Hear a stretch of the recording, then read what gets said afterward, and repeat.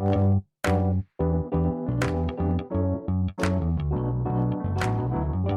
by Riverside.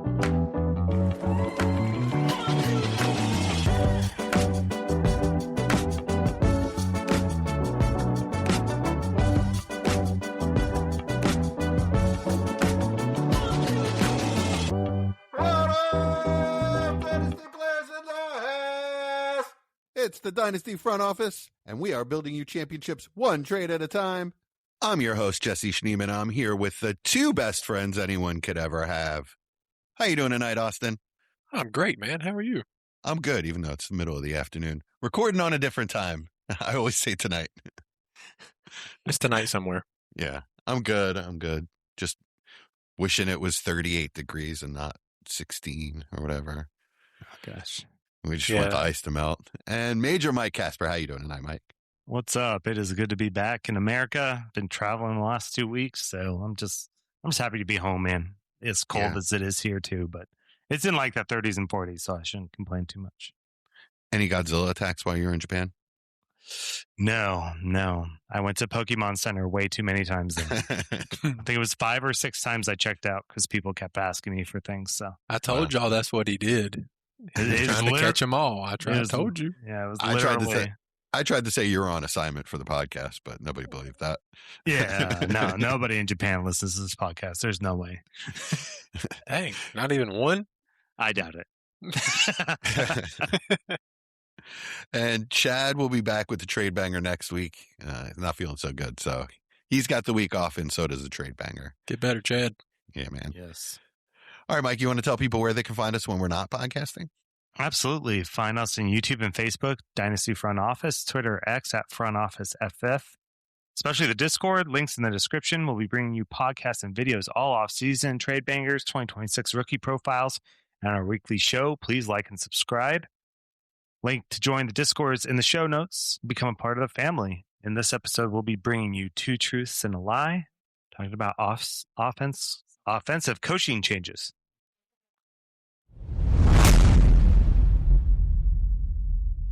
All right, gentlemen, we ready to play a game? Yes. Let's do it. Back to We our got roots cheated once last again. week. Yeah, No, you won. that.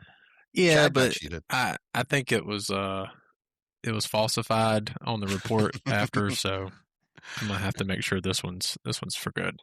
Okay. All right, right on. All right, so this is called Two Truths and One Lie. We've played this before. I'm going to give you a player, and then I'm going to give you 3 facts about that player. One of them is a lie. You have to tell me the lie. Each one of these players either has a new head coach or a new offensive coordinator or both, but they are playing in a new offense, so we'll want to talk about that a bit. You guys ready? Let's do it. Michael, you're first. Yes. Okay. Cam Ward. Cam Ward finished as QB 22 on the season. He had over 3,000 passing yards, had 5 rushing touchdowns on 50 attempts. I'm going to say he didn't throw for 3,000 yards. Incorrect. Dang it. He did not have 5 rushing touchdowns. I think it was like 2. Man. All right, Cam Ward. Brian Daboll going there. Exciting, right? With Robert Saleh. I love it. Yeah. Since I he's don't hate it. Yeah, we were just talking. I just said something about having an adult in the room. That's solid. Yeah, exactly. That's the adult in the room. Yeah. Jets and Browns need to take heed. Well, the Jets had I guess the Jets did have Saleh. So, yeah, I just realized that. Yeah, but then we remember it's the Jets, and we're like, oh, okay. Makes Yeah, sense. I mean, none of that was his fault. That dog and pony show that they trotted out there was ridiculous. Nathaniel Hackett. Mike, you should know that firsthand. Yeah, well, he's a big-time hack. One thing I am curious to see, obviously not super fantasy related, though, is if Saleh actually calls the defense. I feel like if that's what you get hired he for, said he like, was. Yeah, okay, He said gonna call he the did defense. not Okay, so like he's changing it. the Jets situation. He said he felt like the biggest fan and the guy who had control of the timeouts and the red flag. Nice, wow. good. So Good. he doesn't Love want to to be hear like it. that. Yeah. Love to hear that. Sirianni should listen to that press conference. Yeah, no. I'm curious how those two will mesh. I feel like Daboll and Saleh I guess they're both pretty fiery, but Yeah, I would agree. I mean, it's got a good mobile quarterback.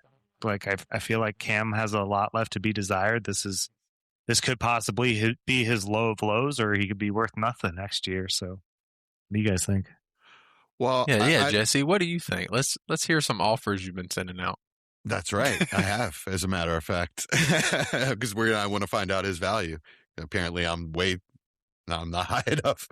But yeah, no, I really liked Dable going down there. I got fired up listening to Greg Cosell and started sending out offers. So Greg Cosell does the install. It's a really quick podcast. I think it's like a segment on a radio show in Tennessee.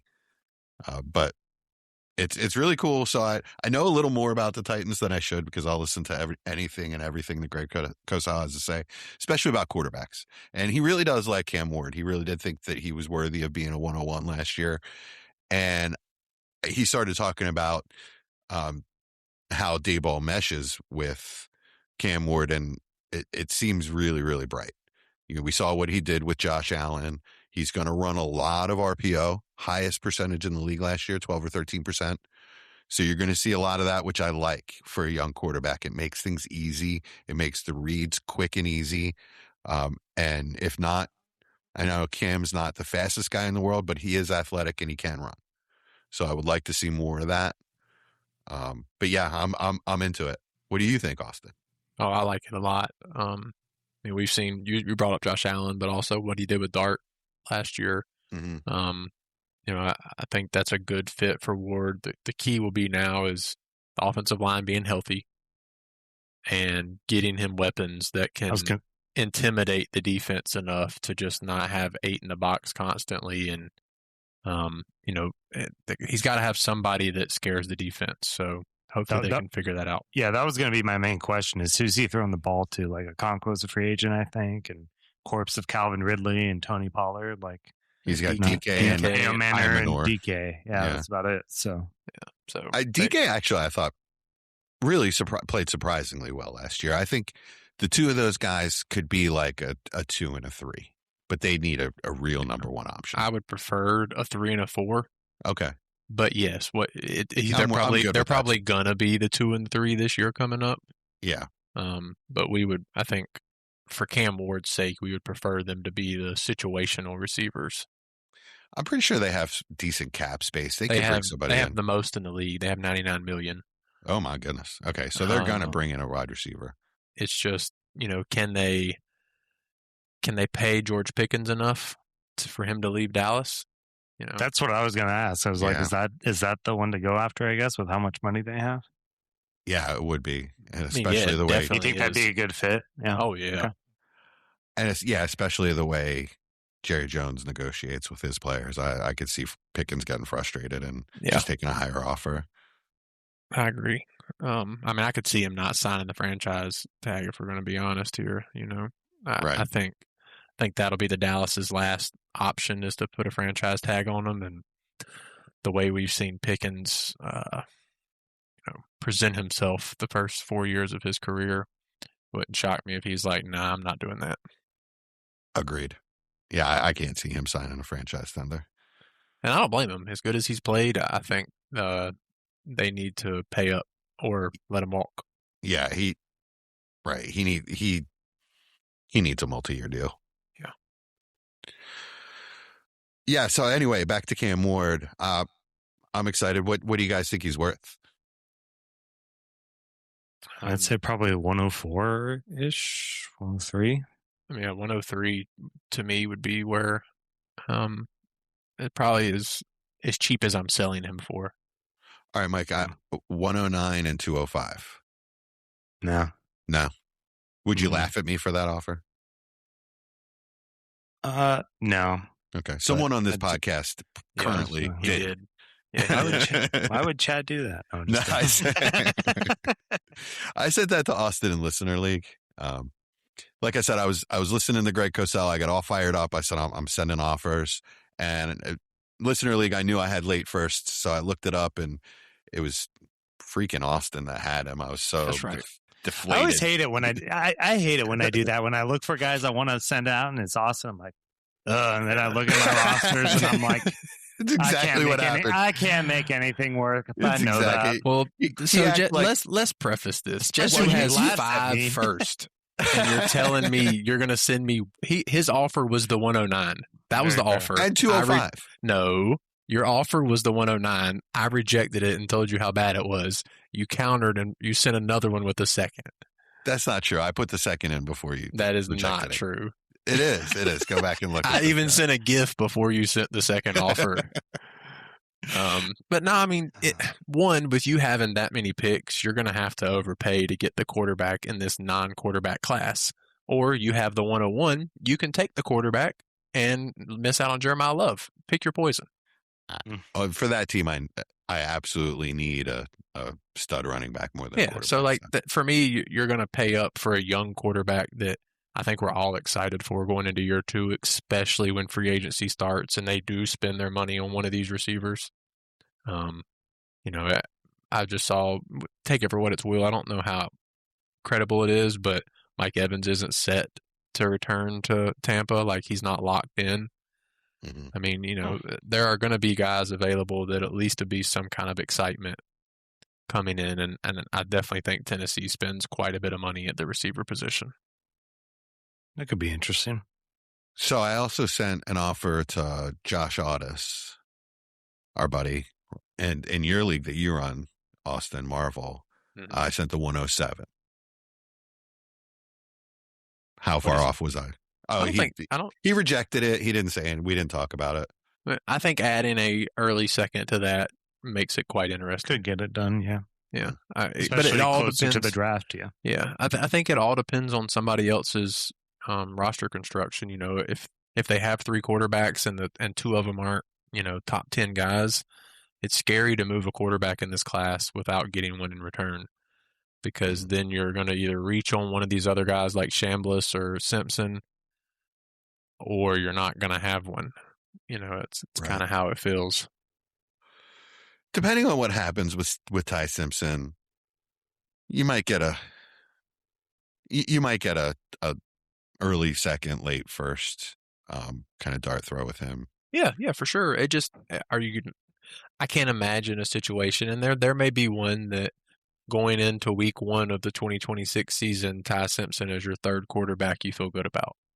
Yeah. And there could be, but I can't think of one. There are situations because when you think about him going in the late first, Pittsburgh. That's the one place I'm looking at the draft order. That's the one that makes a little bit of sense, but do you still feel good about it? I think McCarthy gets you to average level, whereas they've been below average offensively for years. So I do think, I don't love Mike McCarthy as a coach, but I do think he's an upgrade. Yeah. Wait, over Arthur Tomlin? Smith. And maybe even over Tomlin at this point, because he just seems like he's tired. He's talking about he might not come back to coach ever. So, yeah, maybe it's a fresh voice, and I don't know. I mean, it is going to keep them in this cycle of just not being able to be good. You know what I mean? They are going to be average for a long time, but yeah, I'd be fine with that. McCarthy has the reputation of being able to coach a young quarterback.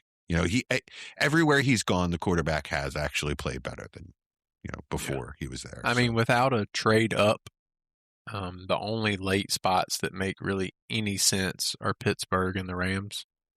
Yeah. And I mean, trade up from somebody in the early second. In the second. I mean, the Rams would be just that'd be amazing. phenomenal, but you wouldn't feel good about it for your 2026.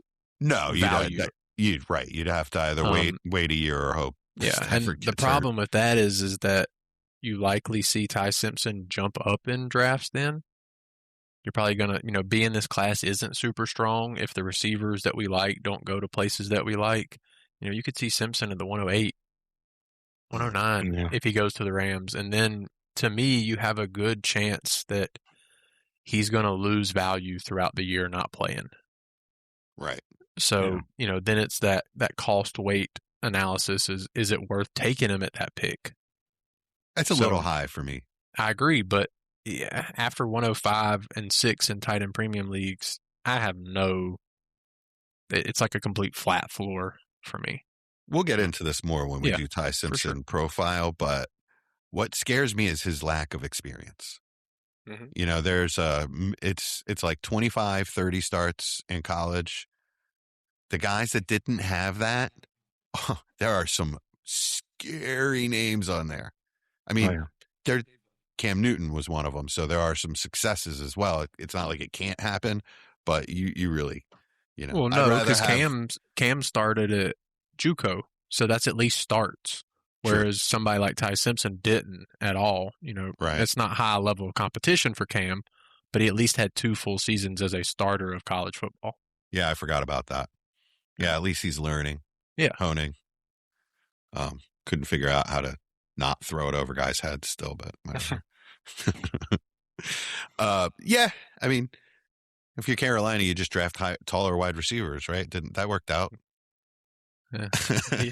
Cam worked out pretty good for what that organization did to him. He did. All right, so so you guys are saying 103?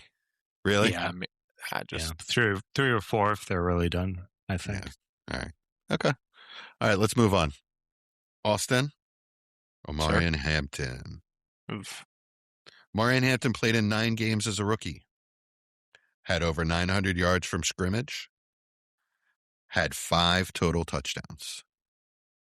What was the yardage one? 900. Oh, nah. So it's either the 9 games or the 900 because he didn't average 100 yards a game. So I'm going to go with the 900 yards. Hey, point for Austin. Good job. Dang it. That was going to be my guess, too. Of course. All right, Austin, you're up 1-0. Let's talk Omarion Hampton with Mike McDaniel as his offensive coordinator. Exciting stuff. Where are you going to have Hampton ranked in your dynasty rankings? Let Mike go first. I was going to say Austin doesn't like Hampton. Yeah. So. All right, Mike. How about you? I mean, I'm sure he'll be somewhere in the top 10. I don't know if he'll be near like that 5 range or anything like that. Probably middle. I mean, he's got to stay healthy and got to do it for an extended period. He showed flashes, didn't stay healthy, some inefficiencies too. So Vidal definitely showed something while he was gone. So could be split and stuff. But love what I say with McDonald, right? Like everyone loves Achane, but no one's Hampton also is not Achane. So definitely got to get that out of the way. But I think, gosh, I love it for fantasy, and I hated it as a Broncos fan to see Mike McDaniel go there. So we'll see. I feel like this will be the most hyped offense again. So we'll see if they stay healthy and actually put it together for a season. Austin, what do you think? I don't think let me start with, I don't think Hampton fits what McDaniel has shown to succeed with in the NFL. That said, I think McDaniel is smart enough as a run game coordinator to make an offense succeed with Hampton. Listening to his press conference and a couple interviews since taking the job, I do like what he says about his mesh with Harbaugh being a run-first style coordinator and really perfecting what each player he has succeeds with. And I think we saw that with Achane. He really got the most out of what we saw coming out of Texas A&M. He really made a top 3 or 4 dynasty running back. So for Hampton, that's obviously the hope, is that McDaniels gives us what Hampton needs is space. He needs an open hole, and he needs to see where it's at for him to succeed. He is not a creator. If there's not a hole, he struggles. We saw it all this season. So they need to fix the interior offensive line, and McDaniels needs to make sure that he gives Hampton, this is where you're going, go here, and he's going to succeed if it's open. I'm with Mike. He's still a top 10 dynasty guy for sure. But the hope is that it's maximized, but to me, it's still, I kind of think they bring in a speed guy to counteract with him. I think we're going to be frustrated this first season if they can get a guy they like that counters Hampton well. For me, it's simple. Their offense is going to be awesome. It is going to be a wagon. It is going to pull everybody with them. It's simple. I want the main running back in that offense. Playing Jim Harbaugh. Jim Harbaugh is going to be committed to the run, at least to a certain degree. He's going to make sure that that's, part of the foundation of the team. And I want his running back. They're committed to him. They took him, second round last year? First round. Yeah, first round. First round. Yeah, they're committed to this guy. So he's going to get the touches. Like I said, it's going to be a great offense. I love him as a player, so I think he's going to succeed, no problem. Yeah. My question is, where would he go in this draft for you, Austin? He'd be second running back for sure. Somewhere in between those receivers, the tier of receivers, somewhere between 3 and 5, which I guess technically adding him in would be 3 and 6 in the rookie draft. Okay. There's definitely not another running back. I'm not even a Hampton guy, and there's not a running back that would touch him other than Love. So yeah, I mean, it would be a clear RB2 for me. And Mike, somewhere in that top 5. Mike, if I offered you 103 for Hampton, would you take it? No, I don't think I would either. No, unless I was getting one of the top 2 picks, depending on the situation, I'd consider it. But no. What else would it take? 103 and another late first? I mean, sure. I guess depending on build, right? 27 first would probably do it. 27 first would probably do it. Yeah. 103 and a 27 first. Yeah. I'm doing that. Okay. Yeah, I would too. All right. Which one do I get to miss now, Jesse? All right, Mike's up. We've got Quinshon Judkins. So he's got Todd Monken as his head coach. Yep. What do we think about Quinshon overall? Oh, sorry. I was going to say, I was like, what's the truth and the lie? I forgot we're playing a game. All right, Quinshon Judkins had over 1,000 yards from scrimmage, had 7 total touchdowns, played in 15 games as a rookie. Sorry, say the first 2 again. Had over 1,000 yards from scrimmage, had 7 total touchdowns. I want to say 1,000 yards from scrimmage. Hey, Mike ties it up. Hey, there we go. Right, okay, I was going to say, it seems like a little bit too much with the slow start and injury and stuff. Closer to maybe 800. Yeah. All right, so Quinshon Judkins' value, higher or lower than Amari and Hampton? I'm just going to say lower because don't know what the quarterback situation is going to look like. I don't know if he can carry that team. Would you he did great, but what he had last year. But all right, same question. Would you take the 103 for him? No. You'd still okay. You'd still take more. Yeah, I'd still have Judkins. I like him, but just the situation's way different. All right, Judkins truther, Austin. Sir. What do you think about Todd Monken? I like it. Yeah. I think it's exciting for what we've seen him do on the ground. I think it fits Judkins' play style. I think with Stefanski leaving, we were all scared it wasn't going to be a run-oriented offense, and that pretty much got solved awfully quick. By the way, I just looked. He finished 2 yards short of 1,000-yard scrimmage. Oh, did he? Oh, wow. Yeah, 998. Ooh, I got lucky. But yeah, I mean, I would also have Hampton above him, but it's because of the injury. I just want to see him healthy. Once I see that, then he'll jump back up above. But any kind of significant injury, you have to, with these guys that are already close, you take the healthy guy until you see it.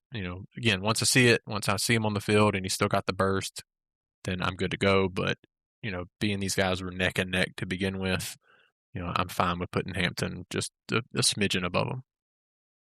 So 104 in this draft. No, it's still 103 plus for me because of the running back scarcity. But I'm saying you would take him 4th in this draft.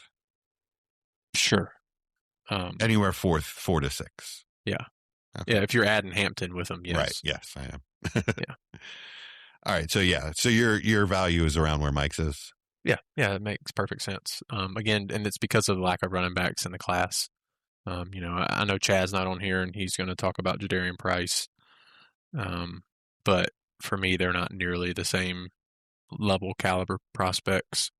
I think there's a lot of holes in his game, but we'll let Chad tell us why that's not the case when he's available. But as of now, like Judkins and Hampton are just clear tier better players. Okay. All right. Anything else on Judkins, Mike? No, I'm good. All right. Austin, Cam Scatterboo. Scatterboo played in 8 games as a rookie, had 7 total touchdowns, finished as RB24. The 8 feels right. I have no idea on the touchdowns. There's no way he still finished as a top 24 running back. Is that your answer? Yeah. All right. Bang. You get the point. So Dang Austin's it. up 2-1. That's my guess too. Yeah. Well, we don't actually know who the offensive coordinator is because they lost their offensive coordinator to Cleveland. It's true. I have seen. Actually, I haven't seen much. Me neither. Do we really know? Okay, so let's just talk about Scat and what we think. The report is that he's going to come back healthy. What about him versus Tracy? I mean, I think that's a real question, and I would honestly say it's a question to me that a whole new system brings in somebody else they like to compete as well. It's just the vibes and the way the team was rolling with Dart and Scatterboo healthy was so different. It's true. Than when it was just Tracy and Dart. It's not to say Tracy's a bad player, but I think it's I don't know if it's the team rallies behind Scatterboo's CTE or what it. No, I'm just kidding. Sorry. Kind of just his demeanor, right? I feel like it's just I don't know, kind of rallies the troops around him, I guess. So I'm just I know it's like an intangible thing, but yeah, I don't know. We'll see what it's like, especially with Harbaugh. I'm sure he's going to love playing for John. So much of Scatterboo is vibes right now. Yeah, because he only played 8 games. What do we? What would you sell him for? 205. What would it take to sell him? Yeah, 203. Oh no, he's a first. Class. He's a first. Absolutely, absolutely. Yeah. Anything less than the 106, I don't know if I could even do that. Yeah, after 107 and on, give me Sadiq, the 3 receivers, Love and Mendoza. After that, I'd probably think about it. But I did just look. The Giants are 20th in cap space. Only have $7 million currently, so that probably takes out them spending any kind of real money on a running back. I'm sure they'll be able to make some space, but just currently, that kind of puts running back down with Scat and Tracy being available. So, assuming it's those two, I mean, yeah, he's got to be a first just from what we've seen. I'm not paying that. Yeah. No way.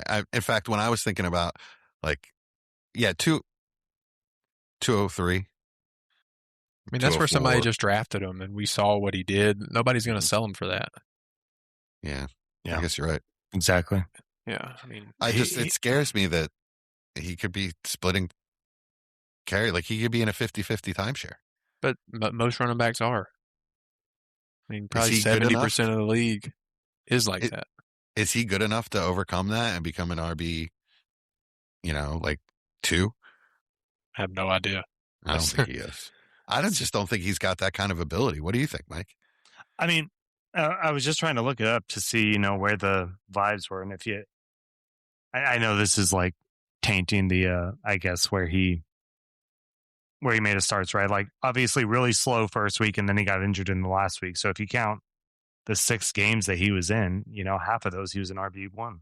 He finished RB4, RB5, RB11, touching the ball pretty much 20 times a game. He was getting lots of targets too. Gosh, 8, 7, 6.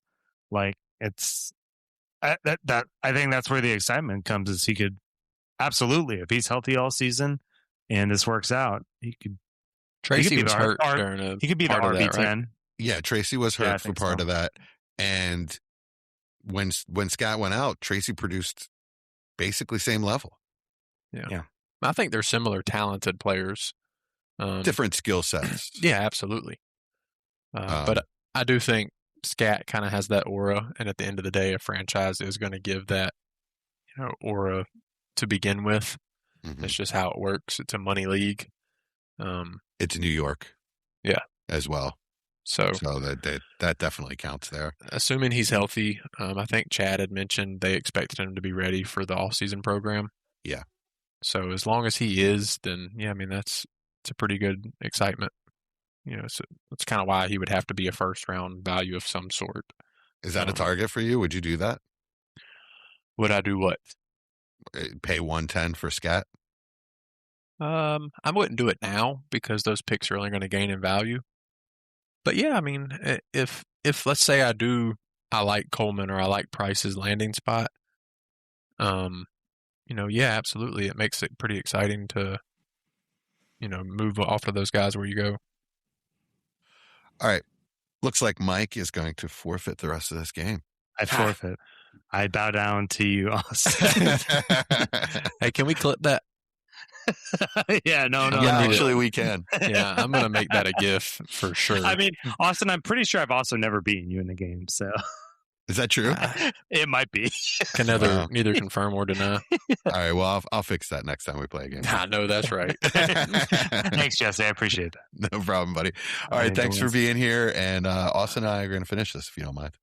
Okay, yeah, no, absolutely. Can I just do a quick shout out? Our Sure. Ranger Challenge team for Texas A&M. So think of Division I sports, but for the Army.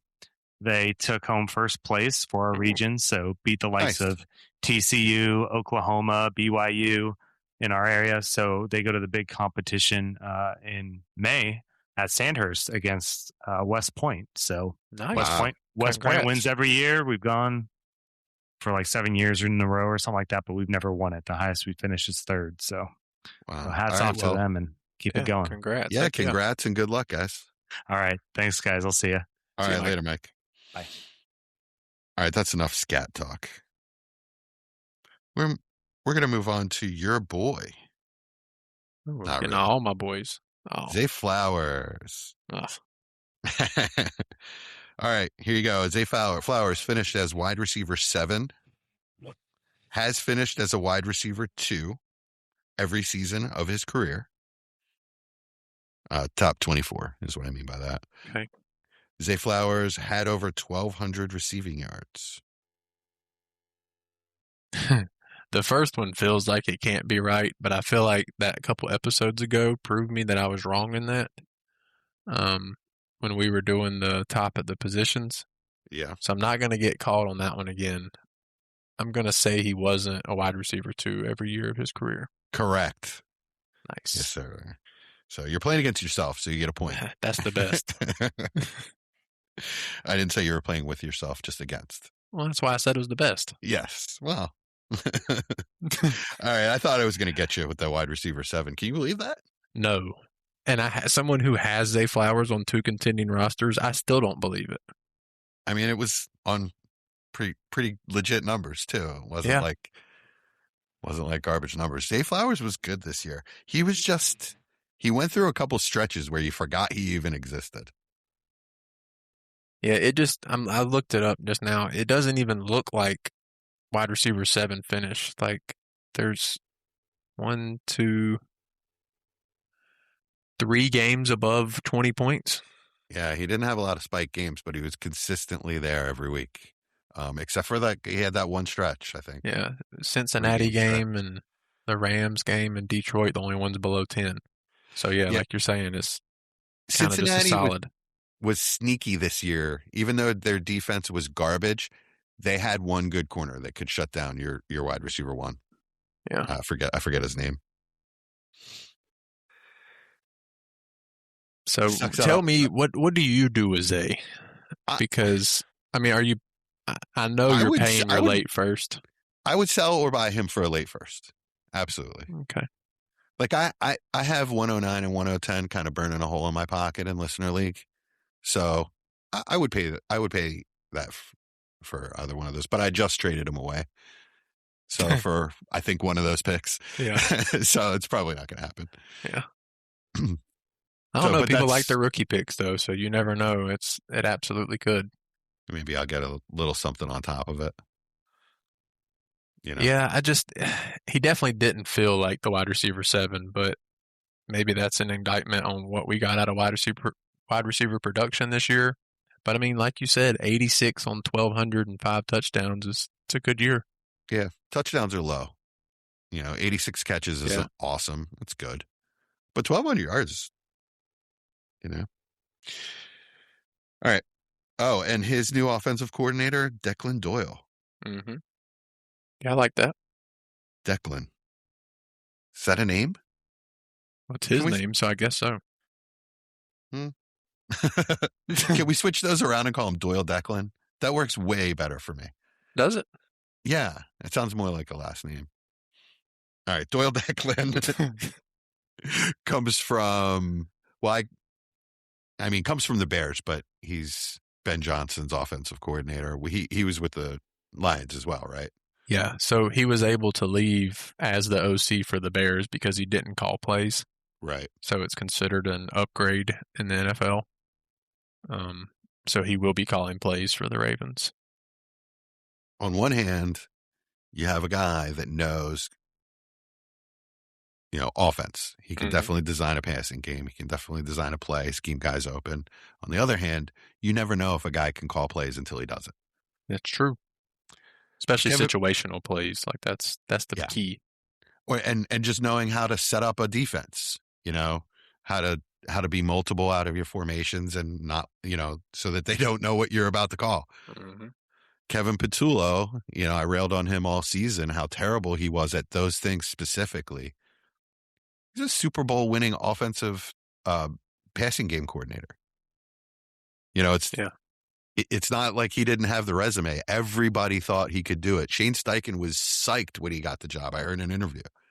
So, fingers crossed, but Declan Doyle to me, it could go either way. Yeah, I agree. And Baltimore needs a real weapon outside of Flowers. Yeah. It may hurt Flowers' production, but the offense needs a real weapon across from him. I don't think anybody really sees him as a wide receiver 1. Yeah, I agree, which is what's crazy about him finishing that. To me, he's in that bucket of really good wide receiver 2, like Jordan Addison, Devontae Smith. Yeah. Although if A.J. Brown leaves, that's totally different.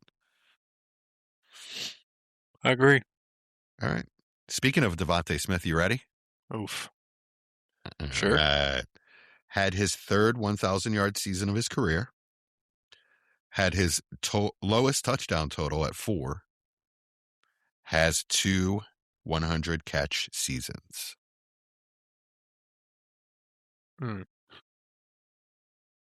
Nah, he hasn't had 100 twice as a wide receiver 2, right? That's my lie. Okay, you got it. Yeah. All right, Austin, up 2-0 on yourself. Of course, I'm losing on one side. Yeah. So Sean Mannion, had a rocket arm, couldn't move at all. I mean, he looks old, so that's a positive. Yeah, he does. He looks very wise. What do you think about that hire?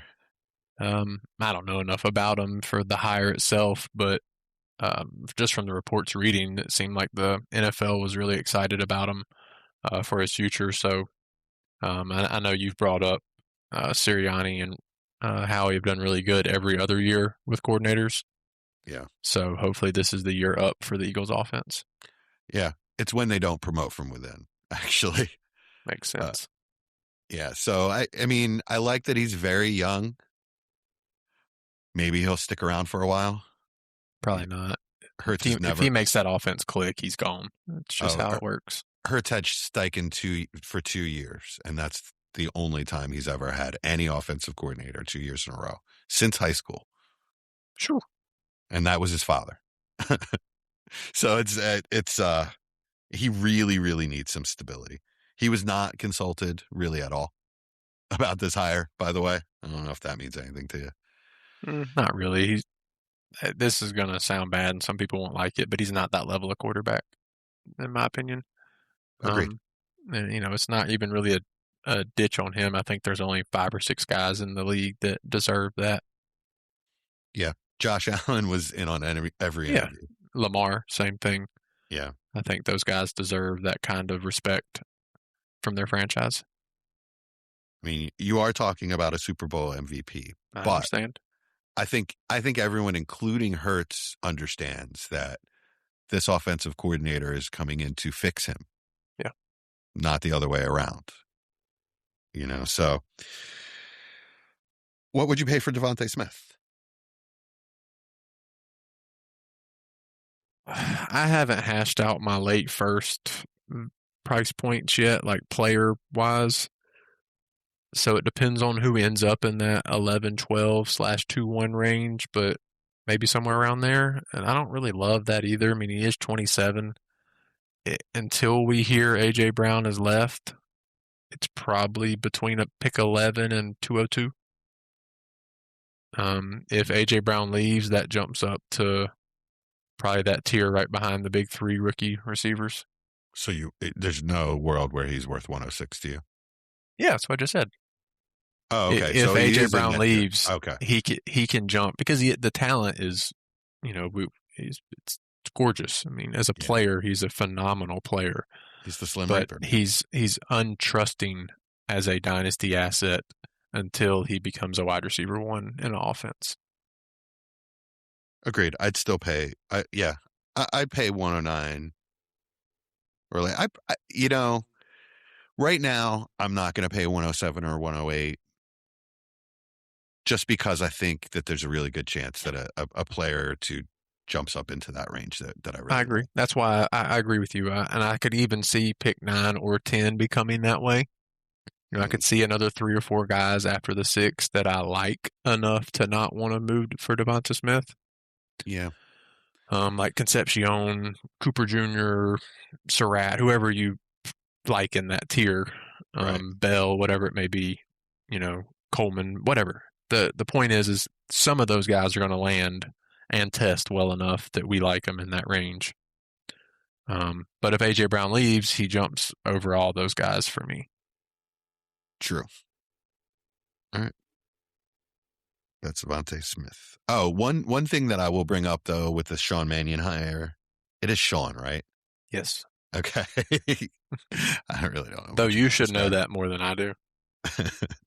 They also hired Josh Grizzard as the, I guess, passing game coordinator just under him. So he was the offensive coordinator for the Bucs last year. Yeah. Not that their offense was great. They had a lot of injuries, but it really still wasn't great when they had everybody back at the end of the year. So I'm not sure what that was all about. It was great the year before, and he was the OC that year as well. Or no, he was. I guess he was the pass game coordinator. I like it because it gives Mannion someone else who's called plays. Yeah. To bounce ideas off of and talk with. Yeah, that's not Sirianni. Yeah, so I like that. That's getting a little bit of experience. I mean, he doesn't have a ton, but getting some experience is nice to have with that. Yeah, and it also gives them a backup plan. Yeah. If it turns out that we don't want that, we don't even want to think that, because realistically, then Sirianni's probably gone if that happens. Okay. I mean, sure, from an Eagles fan, I understand what you're saying, but we're talking about Dynasty, and there's no player on that team that needs another bad offensive year. It will tank majority of the players' values. Yeah, I agree with that. Yeah, so I know you're an Eagles fan, you're thinking differently, but we're playing Dynasty, and that gets really scary if a 28 or 29-year-old Barkley doesn't have a good year, a Hurts guy who's already currently quarterback 10 on keep trade cut doesn't have a good year, Devonta Smith 27 going on 20. There's nothing good for a down year for this Eagles offense. Again, they have to rebound. The way I see it, after they've gone through the year that they went through, and then the same thing happened the 2 years before with Ben, or whatever the guy's name was, Johnson. No, whatever the guy's whatever the guy's name was 2 years ago that I can't even remember. He was so terrible. Yeah, you can't go in putting all your eggs in this one inexperienced guy's basket. You have to have a way to pivot if it starts going bad. Yeah. I mean, I agree with you. It's just, from a dynasty standpoint, we can't have that. You can't have an Eagles player on your roster not succeed this year. Have to. I hear you. Well, that's why this is a good thing, though. If it's not working, if it's not clicking the first 3 or 4 weeks, I wouldn't be surprised if the change was made very quickly. Sure. I'm not saying that they would fire Mannion, just take play calling away from him. I get it. That's dangerous. That scares me, to be honest. I hear you. And yes, that would probably be the end of Sirianni, unless, Grizzard were to come in and everything was fine. All right. Kyle Pitts. Assuming he stays in Atlanta, he's got Stefanski. Hold on. Where's my lie and my truth? Kyle Pitts had his second 1,000-yard season. Kyle Pitts had his second top 10 finish as a tight end. Kyle Pitts finished as tight end 2 overall. Well, I know the second 2 are true, so it has to be the first one that's a lie. That's correct. Yeah, he did not have 1,000 yards this year. It was tight end 2. He had 1,000 yards as a rookie. Yeah. That surprised me. Tight end 2 did not have 1,000 yards. I mean, he had that crazy game. Yeah. That one record-breaking game that put him there. He was floated with receptions, isn't that right? Hold on. I got it. I just pulled up. Yeah, he had 88 catches. Okay, yeah. So, yeah. That's baller for a tight end. Yeah, 118 targets. Yeah, well, Drake London was out. Yeah. For quite a bit. And that's really when it spiked 10, 12, 9. Those 3 games, London was out. Yeah. So, what are you paying for Kyle Pitts? Oof. So you said we're assuming he stays in Atlanta? Well, no, I'm just saying if you assume he's in Atlanta, he's with Stefanski, and that's extremely attractive. I mean, again, it's got to be a first of some fact. I mean, nobody's selling him for under a first. I mean, it's not happening. So I guess it's that same range. Pick 9, 10, 11, 12. Again, kind of like you said last time, you don't really want to do 7 or 8. But I'll be honest, I don't know if a single late first gets Pitts off a team right now. And that may not be the right decision as someone who has Pitts, but I'm not sure it does.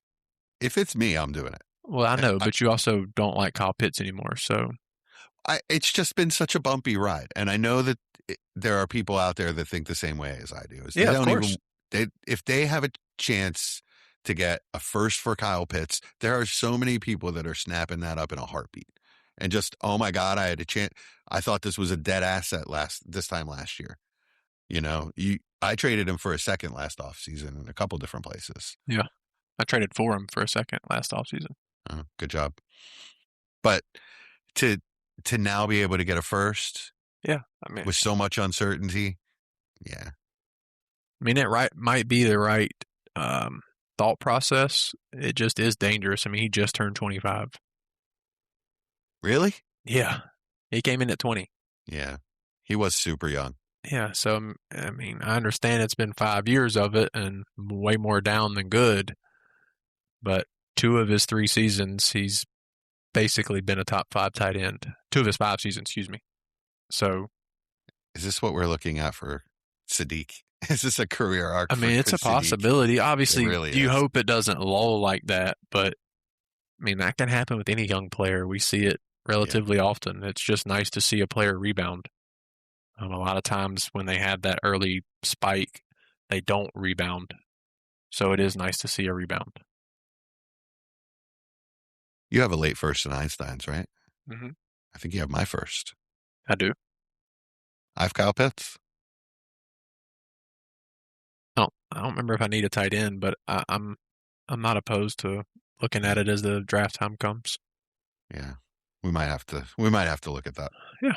Yeah, I mean, I'm probably not going to make a move now because that pick's just going to gain value. Yeah, let's figure out who's actually and where Pitts goes. Yeah. Because, if he goes somewhere else, you could want him. If he goes to Sure. Kansas City, you could be like, nah, screw that. I'm keeping him. True. But, it is so many variables now. He's not really a player I want to buy currently, at least until I see where he goes. But like you said, I understand the thought of getting rid of him for a first. I kind of would want a little bit more after what we just saw. Like, I would love to get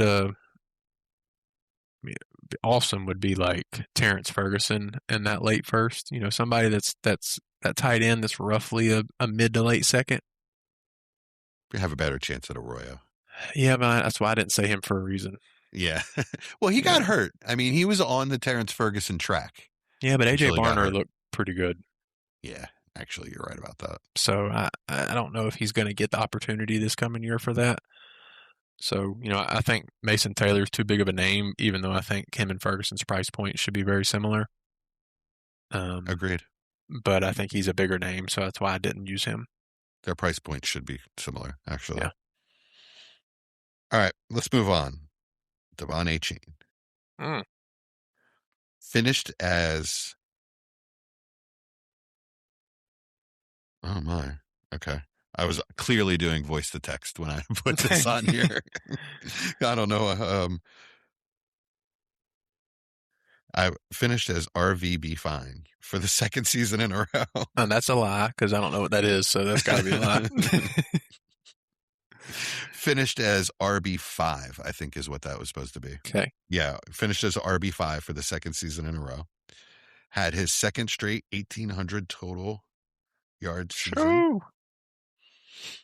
Has never had 90 targets in a season. There's no way he had 1,800 both years, right? Keep asking me these questions. I'm not going to answer. But I'm saying that's my lie. Like, that's kind of my way of saying this. I feel like that can't be. 1,800 yards is a ton back to back. I don't think he did that. Man, you're good at this. You're like 4-0 on yourself. Ooh. Yeah, look at the competition. So he gets Bobby Slowick. Is that better or worse than McDaniel? I mean, it's probably worse, but I also don't think it's bad. Mm-hmm.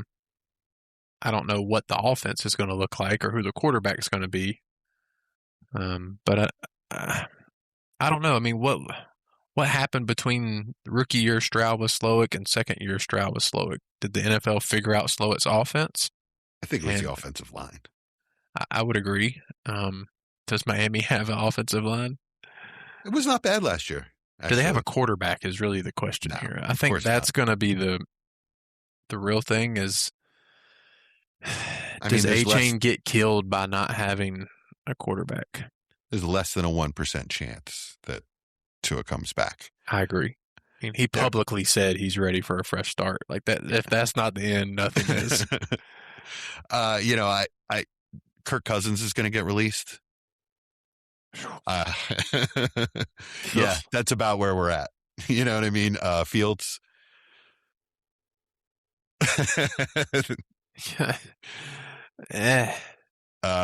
Somebody's backup, a young backup, like I was mentioning. I think Malik Willis is who goes there. Oh yeah, that's right. I forgot about that. Yeah, Malik Willis. They brought two Green Bay guys in at GM and head coach.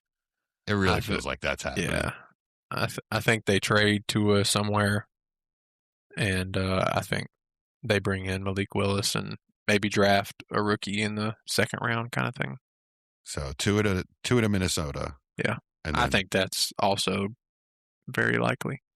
Yeah, maybe not the word very. I think that's the word. I think that's the most likely scenario. I think that's the best thing for his career. Yeah, me too. And I don't know if it's the best thing for the Vikings, but they need somebody. Yeah, I agree. They can't just go on with JJ. That's for sure. Well, I mean, did you see the report that Kevin O'Connell wanted to move off of JJM and keep Darnold last year? Oh, really? No, I didn't. And he wanted to keep Daniel Jones. That's why the GM got fired. Oh, crazy. Because he's the one that said, no, we're keeping JJM and didn't keep either quarterback. So I would assume O'Connell is going to get his choice of trying to get a quarterback, which might mean JJM's on the move, which could put a whole nother mess up. Which maybe he goes to Miami. Quasi will be okay. First of all, Yeah. I through back channels offered him a job. So. Okay. He's just not allowed to hire or fire anyone, but he can come make salad. He can come make salads for me. It's a good idea. Yeah. So A-Chain, I think Slowick is a good offensive coordinator. I thought his designs were fine. Like, there's nothing about what he did that I thought was bad. It was a combination of the offensive line and Stroud not being able to handle that. Yeah, Tank Dell getting hurt after being ready. That was a prime weapon for him. Yeah. I mean, yeah, I think he can probably be an average OC, which is fine. I think they need to focus on getting their two best playmakers the ball. That's kind of the good thing about that offense is they have two elite athletes with Waddle and A-Chain, and figure out how to get them open and get them the ball is the key to make that offense move. They could really use a chain mover. Yeah, they've tried with Gordon and Wright. Neither one of them are. I mean, worth much in my receiver. Oh, yeah, absolutely. As a receiving option. Yeah. Carnell Tate would fit perfect across from that. He would, yeah. But like a Michael Pittman type player. Yeah, even Alec, I agree. Alec Pierce is probably... Nah, I wouldn't want Pierce in that offense. That's probably not a great fit. You're right. I mean, it is, but not exactly what they need. I mean, I think Alec Pierce literally fits on every team in the NFL. I agree with that. But yeah, they need somebody that can, work the middle of the field opposite of Waddle. Yeah. And just get you that 8 to 12 yards consistently kind of thing. Yeah, agreed. All right. Well, okay. So A-Chain, what would you trade for him right now? Or are you kind of spooked? I'm never spooked because of the talent, but are you giving up the 101 for him? Yeah. Yeah, I would. I think I would too. He's already shown that he's an elite player in the NFL. Yeah. Still only and he 24. Can handle the workload, Yeah. I think that's a interesting offer, though. I think people would absolutely think about that with the hype that Jeremiah Love is going to get, especially when he tests at the combine, if he's willing to run. Yeah. I think the Love train will get crazy. Would you sell A-Chain for that? No. No, that's the thing is I need something else. It's good at, like you said, top 5. He's been number 5 2 years in a row. Yeah, why would I do that? What am I gaining by doing that? I'm hoping to get A-Chain. Right, exactly. So I'd need another first. Yeah. But I think you're right that once the train gets really rolling on Love, there are people that would do that. Yeah. If they're spooked about McDaniel leaving, yeah, it could definitely happen. Yeah. I mean, I just saw, I think Dynasty Nerds posted that they fully expect Love to be RB 3 to 6 in people's Dynasty rankings. Oh my. Which feels quite spicy, but I mean that's flirting with Genty, A-Chain, and I guess he's right around there. Yeah, I'm not doing that. All right. Jameson Williams. JMO had 100 catches for the first time in his career. Finished as a wide receiver 1 for the first time in his career. JMO had his second straight 1,000-yard season. This one's so. What was the second one? It was wide receiver 1 and back-to-back 1,000-yard. What was the middle one? Had 100 catches for the first time in his career. That was the first one. No. Okay, that's not true. There's no way he had 100 receptions. You sniffed it out. That's true. Yeah, he's not that guy. He's a big play guy. He doesn't need 100 catches. Yeah, so he gets Drew Petzing from the Cardinals. Yeah. I personally think he did have a job keeping that ship afloat. I mean, not really. They didn't get any wins, but the offense moved the ball. Yeah. I don't mind it. I think Monty's leaving this year from what I've seen. Yeah, he is. I think the GM had a comment of how it was either the GM or the head coach how he deserves to be somewhere that'll use him. Yeah, it was a GM. Yeah. Yeah. Brad Holmes. Yeah, so that means you're gone. Yeah. Which is fine. I mean, I they'll bring in somebody else to spell Gibbs, and Sure. so Gibbs will keep his 65 to 70% of touches, and the offense. I mean, I know Mike was anti-Lions, but it sure did pretty well still without Ben Johnson. Goff had the second most yards in the NFL last year. So it wasn't as pretty as with Ben Johnson. I definitely agree with that. The offense was really pretty with Ben Johnson, but it still worked. They have so many weapons. Even with Laporta getting injured, they still move the ball. Well, that's what concerns me with JMO a little bit. So they have so many weapons. What if they're just deployed in a different way and JMO's not prioritized? I think with that contract, you're going to have to manufacture enough touches. I mean, he may not get those games where he had close to 10 targets often, but the good thing about him is if he can, I think he can still be relevant with 6 targets a game. True. He is that type of receiver. But if Laporta is emphasized more, it could definitely affect JMO. Yeah, I mean, it's absolutely the same thing with the Bears. It's that question is who's going to be prioritized. Yeah. Is he likely to be a wide receiver 1 again next year? My answer would be no. But is he likely to be a wide receiver 2 next year? My answer would be yes. I was paying like a late first and a second for him around playoff time. Yeah, I don't think you did bad with that. I think that's fine still. I think it's a little more than you'd have to pay right now, right? No, I don't think so. No, He's single still first definitely not going to get it done. Yeah, you're right. I was just thinking about making that offer, and I'd be laughed at. Yeah, so yeah, right. I mean, at one point, actually, by playoff time, he had gotten really expensive. I think I paid Travis Hunter and Mason Taylor. Yeah. So. Which that's a name that we're going to have to discuss a lot this offseason is Hunter. It's really interesting. I just read a report that some beat writer is expecting them to use him more at CB than wide receiver. They're just packages for offense is what I've seen. Yikes. Yeah, that's really, really, really bad. I mean, it's really good for BTJ, actually. Yeah. And I don't think there's ever been any worry about Jacoby Myers. He makes that offense go. It's weird to say because he's not some elite player, but he does. He's the exact type of player that Liam Cohen needs to make. He is the exact player that Miami needs across from Waddle. Yeah, you're right. That is the player they need. Yeah, of course. But I'm saying, like, you were talking about a chain mover. That is the piece Miami needs. Yeah, I agree. I mean, Devontae Smith would be. Yeah, that'd be fun. Smith and Waddle again. Yeah, wouldn't that'd be cool. With Tua. yeah. No, it won't be with Tua, but yeah, that would be cool. Yeah. Right on. Okay, so what? I mean, yeah. All right. So like, and I don't think a late first either for JMO. It would have to be like 106 and a second. Yeah, I agree. I don't think a mid-second. Anybody's moving them for less than that. 106 and 206. I think is realistic. All right, Austin, you're all tied up with yourself. Last question. DK Metcalf. We just talked about Mike McCarthy a little bit, didn't we? Or was that might have been a different episode? I don't remember. Oh, you're muted, or I'm muted. That was my fault. That was a real situation. My headphones messed up. It was this episode. Okay.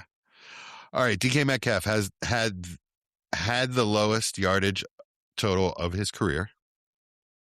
Had over 100 targets every season of his career.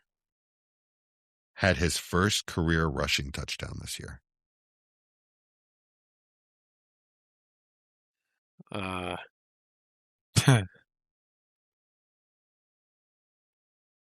going to go the lie is the targets. Wow. Ran the board. Ooh. Nice. Man, you didn't get any of these wrong.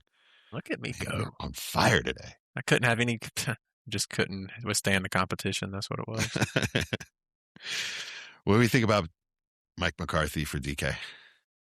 I mean, the real question is to me is who's going to be the quarterback for DK? Aaron Rodgers. You think so? Yeah.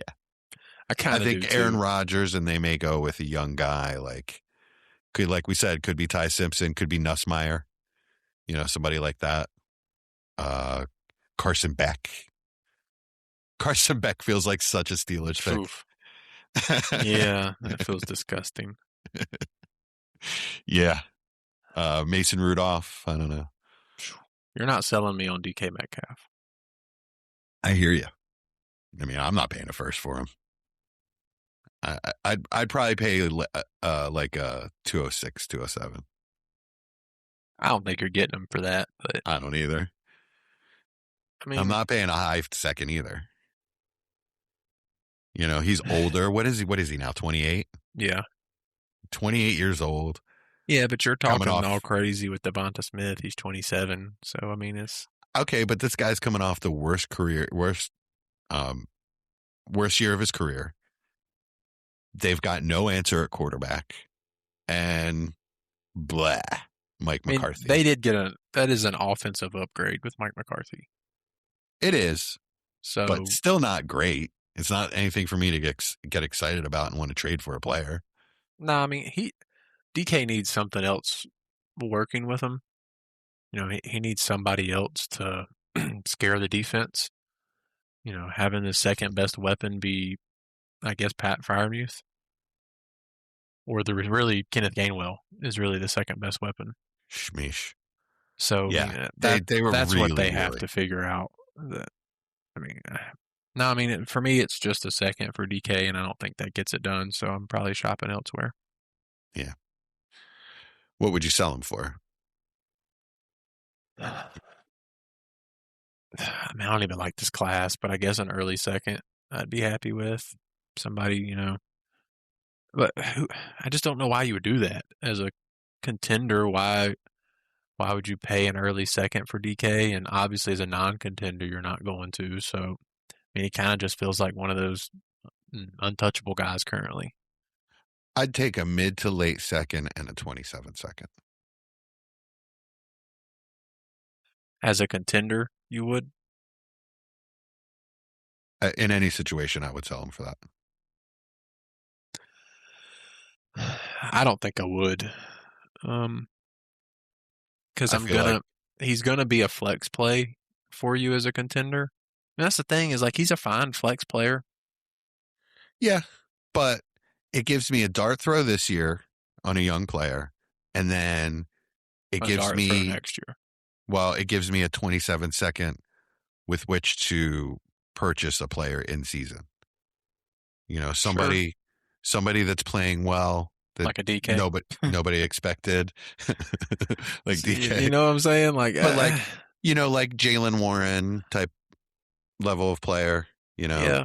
I hear what you're saying. That makes sense, but yeah, I don't like that, but I think you're probably right. That's kind of where it would be. I'm not advocating trading for Jalen Warren, by the way. Like I said, you get in season. Yeah, that's an in season trade.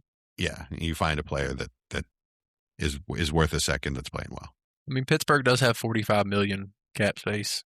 It's ninth best in the league, so at least gives them some room to hopefully make their offense better.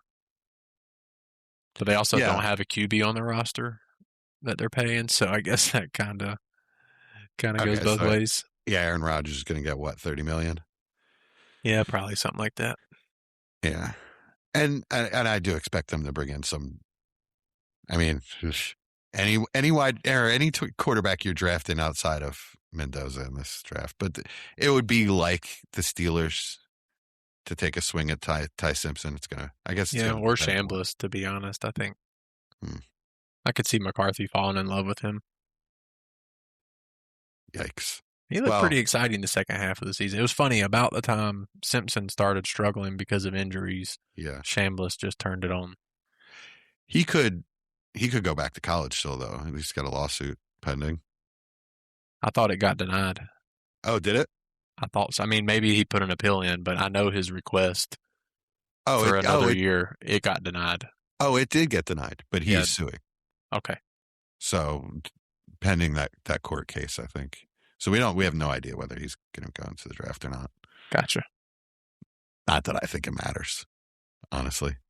Just his name doesn't work for me. I like it. Right on. It's not any All right. worse than Shuck. That's not spelled like that. Yeah. I liked him better when I thought it was like shoe. Yeah. Shao. Shoo. All right. I guess that's all we got for this week.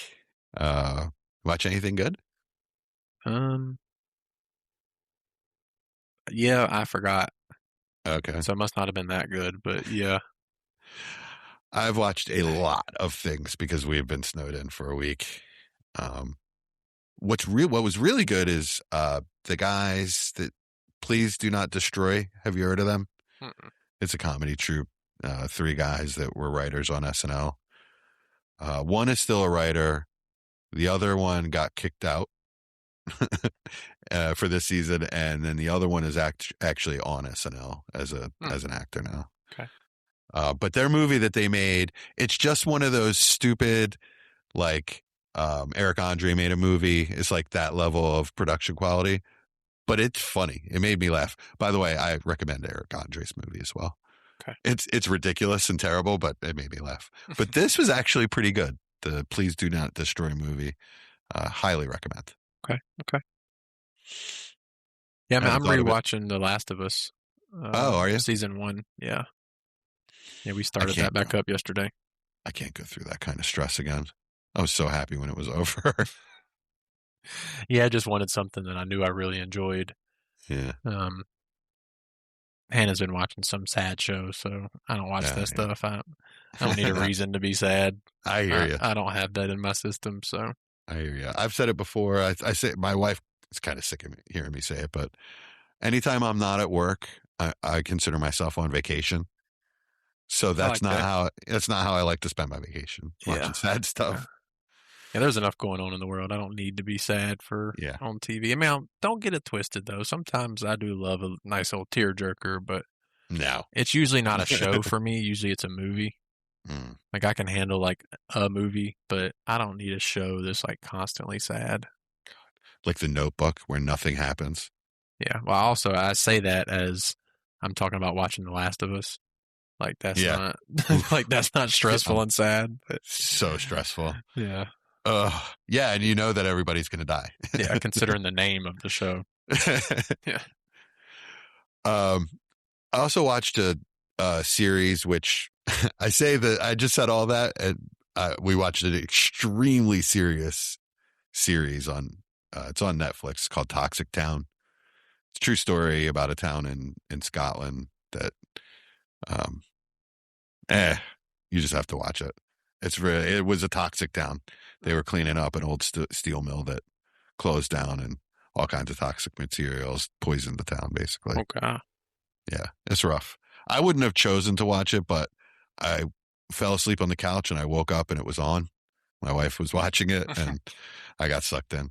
It's easy for me to get sucked in. Yeah, same here. I'm not really picky on what to watch. Like, if I'm deciding, I'm very picky. But if you put something on, I'm gonna watch it. I'm not really picky. I mean, I'll give something. You're probably gonna get me for this, but I've never seen Lost Boys. Oh man, yeah, you gotta watch that movie. Well, Hannah put it on yesterday, and I made it like 15, 20 minutes, and I was like, "This is not for me." As soon as I said that, I thought about it, and it may not hold up. Actually, it's probably pretty dated. I haven't seen it in rough, forever. Man. And that's what she grew up loving it. Her and her mom watched it a ton, and she's like, "Oh, I love it. It's great." And I was watching it, and I'm like, "This isn't really very good. Like, I don't really get it." It's not really that good. It was good for the time. Yeah, I could see that.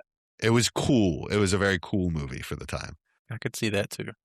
Did you get to the part where there's a for whatever reason, they're like at the boardwalk or the beach at night, and there's like a concert going on, and there's like this shirtless guy playing the saxophone, singing. Yes. Was that not the weirdest scene? Is that when you were like, okay, I'm done? Well, that was a good part. But no, I cut it off when this couple was in a car and like you heard what sounded like a zipper, and then the roof comes off. Yeah. And then they like float in the air, but they don't show what's taking them.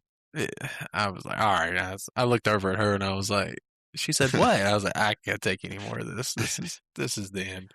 Yeah, I could see how that doesn't hold up. I get that. Yeah. We watched all three. This is when it was snowing and icing and everything last weekend. We watched all three Lord of the Rings movies, extended version. Great movies. Over 12 hours of movies. Yeah. And it's worth it. It really was. I couldn't believe that she hung in there for all of it. She was on the edge of her seat. It was great. Had she ever seen them? Yeah, she had, but not the extended stuff. Gotcha. So the two funnest things about that were pointing out to each other what was not in the originals, what we didn't remember from the originals. Yeah. And then all of the memes. Just like you look back now and there are so many like, oh, that's a meme. Oh, he's crying there in front of the fire. Yep, that's a meme. Like so many of them. Yeah, those are great movies. Yeah, they're the second one is one of my favorite movies ever. Two Towers. Two Towers, yeah. It's one of my favorite movies. I can watch that at any time. Movie. Yeah. I was a big fan of the books when I was a kid. Those are the only books in The Hobbit that I can say noted the heck out of those. No, I read them. Get my AR points. I read them more than once. Actually, they're probably the only books that I've read more than once. Nice. But they were, I read them in like 4th and 5th grade, and they were classified as like 6th or 7th grade level. So that's why I was able to read them in 4th and again in 5th when you got to pick your own whatever book you wanted to read. Yeah. So that's when it was on like pen and quill scripture for you. Is that right? Yes. Actual sheepskin pages. Got you. Yeah. That makes sense. Candlelight reading. Candles. I love a candle. No, I'm just saying we didn't have those back then. What? Man, they had candles forever. Come on now. Rubbing two sticks together. Oh, okay. All right, man. You got anything else? Nope. That's all. All right. That's the front office for this week. Ladies and gentlemen, welcome to the front office. The lights are low, the boards are lit, and the Dynasty clock is ticking. From the heart of the startup draft to the championship throne, one crew rules the long game. Give it up for the undisputed architects of empire, Dynasty!